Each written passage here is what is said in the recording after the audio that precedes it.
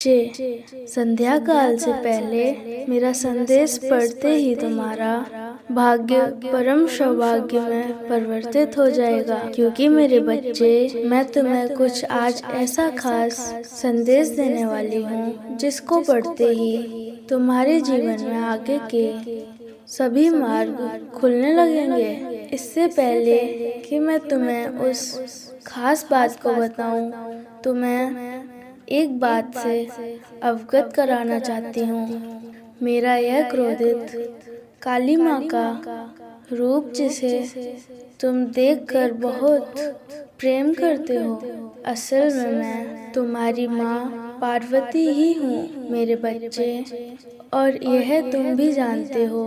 इसलिए आज मैं रूप भले ही काली का रखकर आई हूँ, लेकिन असल में मेरे बच्चे, मैं तुम्हारी पार्वती माँ ही तुम्हारे पास एक बहुत महत्वपूर्ण बात बताना चाहती हूँ।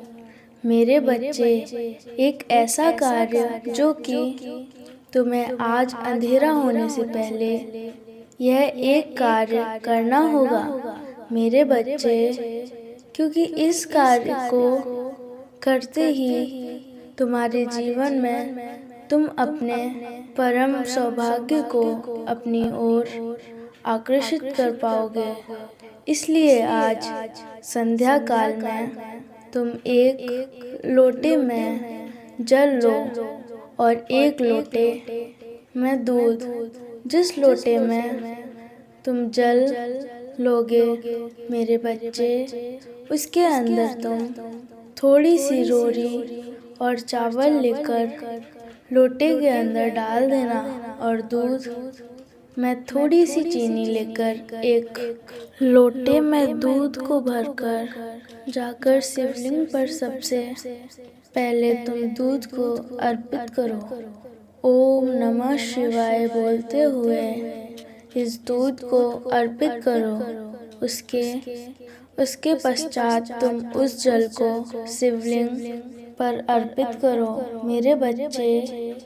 इसके साथ ही मेरे बच्चे, तुम्हारी जो भी अधूरी इच्छा होगी तुम उसे बोल देना, क्योंकि यह समय ऐसा होता है जब एक प्रहर समाप्त होने के बाद दूसरा प्रहर प्रारंभ होता है, और यह संध्या काल का समय बहुत ही शक्तिशाली होता है, क्योंकि मेरी बहन लक्ष्मी का भी आगमन होता है। गलती मत करना।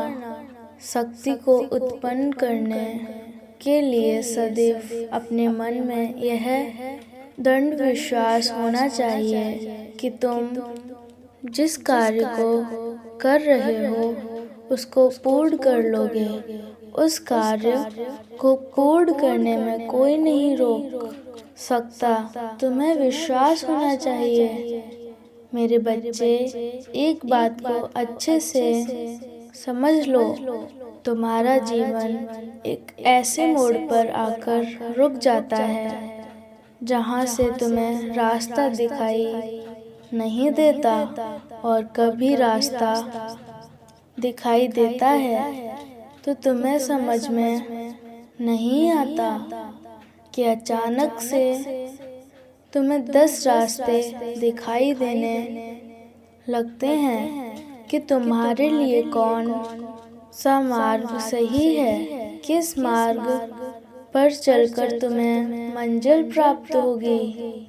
यदि तुम कोई ऐसा कार्य करते हो जिससे तुम्हारे द्वारा किए कार्य तुम्हारी ओर सकारात्मक ऊर्जा को आकर्षित करते हैं मेरे बच्चे, तुम्हारे सोचने समझने की शक्ति की गति तीव्र हो जाती है। मेरे बच्चे, मैं आज तुमसे बहुत प्रसन्न हूँ और मैं तुम्हें कुछ खास बात बताना चाहती हूँ, जिन बातों को आज तक मैं तुमसे छुपाती रही, तुम्हें कभी बताया नहीं, क्योंकि उन बातों को जानने का समय अब आ चुका है। और उसका कारण केवल यह है कि तुमने वह एक ऐसा कार्य किया है जिसको करके तुमने मेरे दिल को बहुत प्रसन्न किया है। इसी कारण मैं तुम्हें उस बात को बताना चाहती हूँ जिसे जानने के बाद तुम्हें आश्चर्य होगा, लेकिन तुम्हारी आंखें भी खुली की खुली रह जाएंगी। किस चिंता में पड़े हुए हो सब, चिंताओं को छोड़ दो। इस बात का ध्यान रखो मेरे बच्चे, जिस प्रकार तुम्हारी जन्म देने वाली माँ तुमसे कुछ नहीं छुपाती, उसी प्रकार मैं भी तुम्हारी माँ होते हुए तुमसे कुछ नहीं छुपाना चाहती।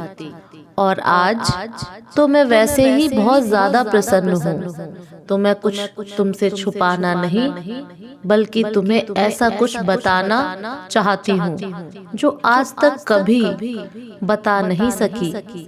मेरा बच्चा इतना नादान और भोला है कि मेरे बिना कहे कुछ बातों को समझ नहीं पाएगा, इसलिए आज मुझे कुछ बातें स्पष्ट रूप से बता देनी जरूरी होंगी, जिनको ध्यान पूर्वक सुनना और समझना मेरे बच्चे, क्योंकि यदि तुम ध्यान से नहीं सुनोगे तो तुम्हें बातें समझ में नहीं आएंगी और तुम्हें लगेगा कि पता नहीं मैंने तुम्हें क्या बताया है, उसमें जो बताया है वह कुछ खास नहीं है, ऐसा आभास होगा। इसलिए मैं तुम्हें स्पष्ट रूप से इस बात को बता देना चाहती हूँ कि हर इंसान के अंदर एक अच्छाई होती है और किसी इंसान के अंदर एक ऐसा गुण होता है, इंसान तो क्या ईश्वर को भी प्रसन्न कर देता है, और वही गुण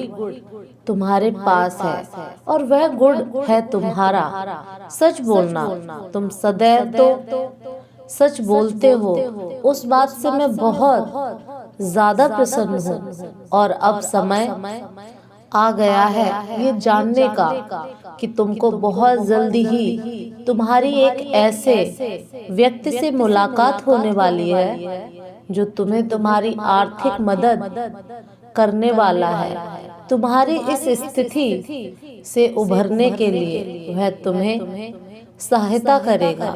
वह इंसान तुम्हारे परिवार का सदस्य भी हो सकता है, वह तुम्हारे खानदान का सदस्य हो सकता है, वह तुम्हारा मित्र भी हो सकता है, वह तुम्हारा कोई भी अपना ही निजी व्यक्ति तुम्हें तुम्हारी सहायता करने से पीछे नहीं हटेगा और तुम्हारी सहायता करके तुम्हें मदद करेगा।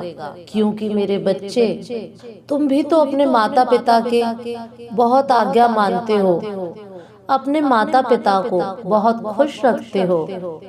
तो दुनिया में जो इंसान दूसरों के साथ खुशियां बांटते हैं, उन्हें हर चीज जल्दी ही प्राप्त होती है। जो दूसरों के दुख में दुखी होना जानता है, उसकी परेशानी ज्यादा पास नहीं आती। एक ऐसा बुद्धिमान व्यक्ति जो यह समझ लेता है कि दुख और सुख का हिसाब क्या है, कोसों दूर रहता है, परेशानी से उसके जीवन में आती नहीं है, और जो कि अंधेरों में घूमता रहता है, जिसके अंदर सुख दुख का ज्ञान नहीं होता, वह भटकने में ही रह जाता है। ना तो उसके जीवन में समस्या खत्म होती हैं और ना ही किए गए किसी भी काम को करने के पश्चात भी प्रसन्न रहता है। केवल दुखी रहना उसका काम होता है। और ऐसे कुछ व्यक्ति हैं जो अपने सुख से खुश नहीं होते और दूसरों की खुशियों से दुखी होते हैं। इंसान को हर फल अपने कर्मों के हिसाब से मिलता है, क्योंकि कर्म ठीक उसी पेड़ की तरह है जिस पेड़ पर फल उसी प्रकार लगते हैं जिस तरह का पेड़ होता है। यदि किसी फल का पेड़ होता है तो उसमें मीठे फल लगते हैं, और किसी कड़वी फल के पेड़ में केवल कड़वे ही लगते हैं, जो तुम्हारे लिए अहितकारी है। तुम्हारे जीवन को ऊंचाइयों के शिखर पर ले जाऊंगी। मैं फिर आऊंगी तुमसे मिलने। सदा खुश रहो मेरे बच्चे। मेरे अगले संदेश की प्रतीक्षा करना।